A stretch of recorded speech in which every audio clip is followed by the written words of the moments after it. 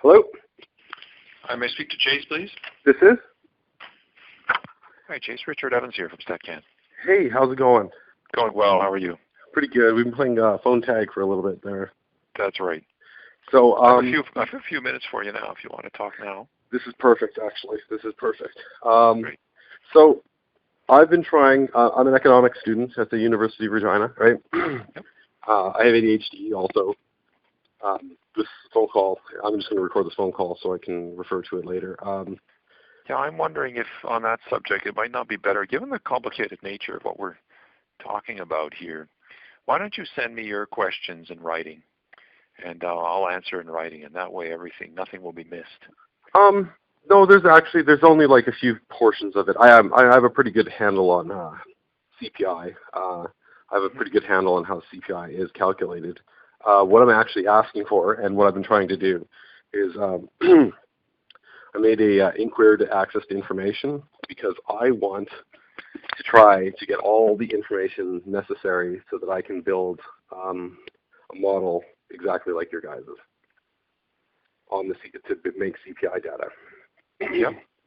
And so I accessed the information, and this is where the confusion and the issue comes up, is I made an access to information so that I could get the basket, the contents, the prices, and the aggregates, so that I could input it all into my computer so that I could come up basically, so that I could have all the inputs and come up with the same output as what you guys have. Right. Now, where I'm finding the confusion is the position, I understand, of your guys' department, from what I've been told so far, and I'm just calling you to see if this is the correct position, is that the prices are considered confidential data. Yep. Yes? Correct, yeah. That is correct? Now, of course, yeah. Okay, so I'm under the understanding that the data is actually collected by government employees when they go around to places, because they're the interviewers, right? Yes.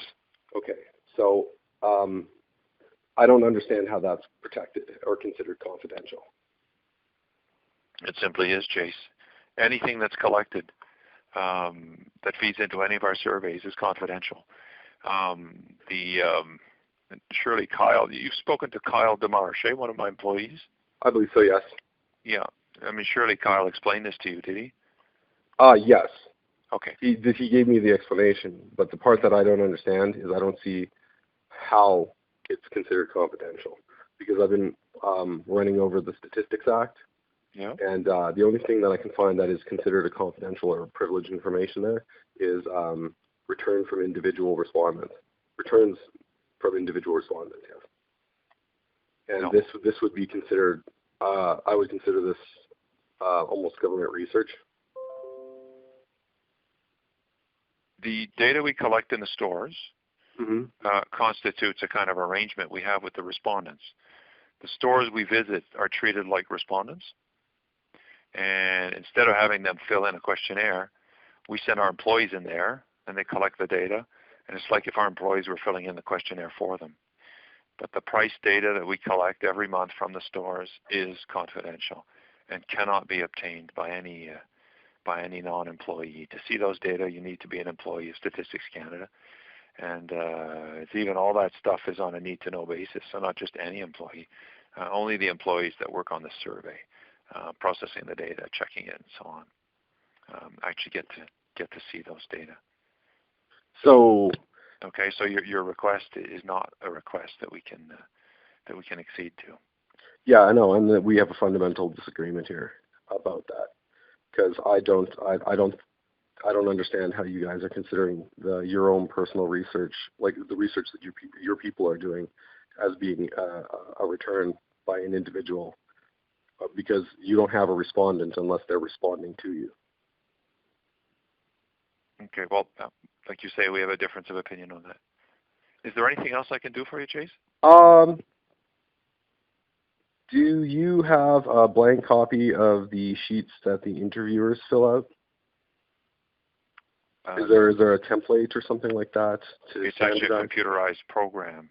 So they go in with like iPads. They go in there with an application on a handheld device. Yeah. Okay. Do you have an application then that I could take a look at? I don't know about that. We could probably send you some screenshots or something like that. As long as it's the entirety of the document, yes. I'll look into that, okay? I'll see if that can be shared or not. The survey sheet shared? See, well, fundamentally, or like the problem that I'm having here a little bit is if no one's allowed to look at your numbers, what level of accountability do you guys have? That's a good question. We get verified by the Auditor General. We also get verified by teams from some of the international agencies, like the International Monetary Fund. But this level of confidentiality is just, that's the way all the national statistical agencies operate. Yes, but I don't see guarantee the quality, the confidentiality, of all our response data. So the Bureau of Labor Statistics in the U.S. does the same thing. The ONS in Britain does the same thing. They all operate the same way. And all the data collected for the economic surveys and the social surveys are treated the same way. Yeah, I understand. So I understand the social surveys because individuals have their names and numbers and private information on that. But for the most part, prices are a public domain. Yeah, but nevertheless. Yeah, but I just don't see any legal that's just the way it is. No, listen, to change that would require changes to the law. No, but which changes to the law? Because I don't see anything in any of the acts that shows me that this information is considered private or confidential. Yeah. Chase, this is turning into a real conversation here, okay? I'm a busy man. I'd like to help you with your questions. Do you have any other questions for me? Not that don't relate to this specifically. Okay. So I've said what I can, okay? There's really nothing I can do other than what I've already said. Yeah, but you're using...